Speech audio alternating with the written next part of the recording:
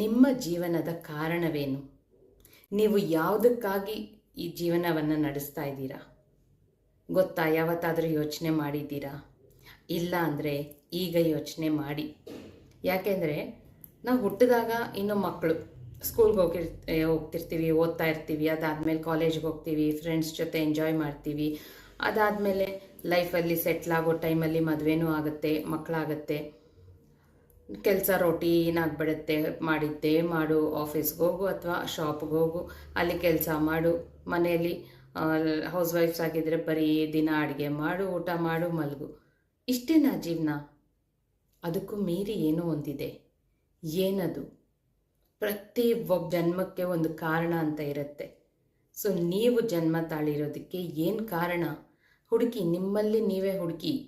ಏನಿದೆ ನಿಮ್ಮಲ್ಲಿ? ಪ್ರತಿ ಒಬ್ಬ ಮನುಷ್ಯನಲ್ಲೂ ಟ್ಯಾಲೆಂಟ್ ಅನ್ನೋದಿದೆ.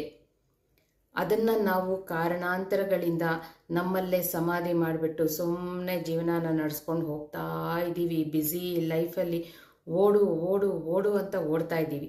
ಎಲ್ಲಿವರೆಗೂ? ಈ ಓಡಾಟಕ್ಕೆ ಕೊನೆ ಅನ್ನೋದೇ ಇಲ್ವಾ?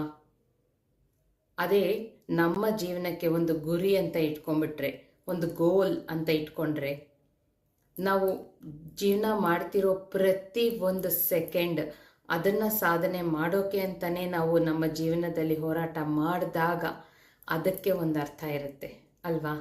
ಇಲ್ಲಾಂದರೆ ಸುಮ್ಮನೆ ಮದುವೆ ಆಗು, ಮಕ್ಕಳು ಮಾಡ್ಕೊ, ಆ ಮಕ್ಕಳನ್ನ ದೊಡ್ಡವ್ರು ಬೆಳೆಸು, ಅವ್ರಿಗೆ ಮದುವೆ ಮಾಡು, ನಮಗೆ ವಯಸ್ಸಾಗೋಗುತ್ತೆ, ಹಿಂದೆ ತಿರುಗಿ ನೋಡಿಕೊಂಡ್ರೆ ಏನು ಮಾಡಿದ್ವಿ ಅಂದರೆ ಜೀವನದಲ್ಲಿ ಏನೂ ಮಾಡಿರಲ್ಲ.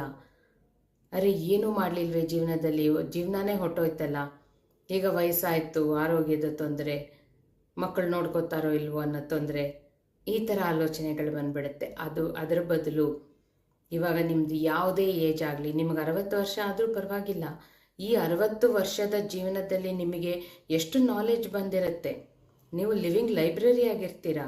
ನಿಮ್ಮ ಅನುಭವದಿಂದ ನಿಮ್ಮಲ್ಲಿ ಏನು ಟ್ಯಾಲೆಂಟ್ ಇದೆ ಹುಡುಕಿ, ಆ ಟ್ಯಾಲೆಂಟನ್ನು ಯೂಸ್ ಮಾಡ್ಕೊಳ್ಳಿ. ಪ್ರತಿ ಒಬ್ಬರಲ್ಲೂ ಇರುತ್ತೆ. ಪ್ರತಿ ಒಬ್ಬರಲ್ಲಿ ಯಾವುದೋ ಒಂದು ಟ್ಯಾಲೆಂಟ್ ಖಂಡಿತ ಇರುತ್ತೆ.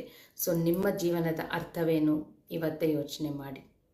ಕಮೆಂಟಲ್ಲಿ ಹೇಳಿ ನಿಮ್ಮ ಜೀವನದ ಅರ್ಥ ಏನು. ನಿಮಗೆ ಗೊತ್ತಾಗಿದ್ದರೆ ಕಮೆಂಟಲ್ಲಿ ಶೇರ್ ಮಾಡಿ ನೋಡೋಣ.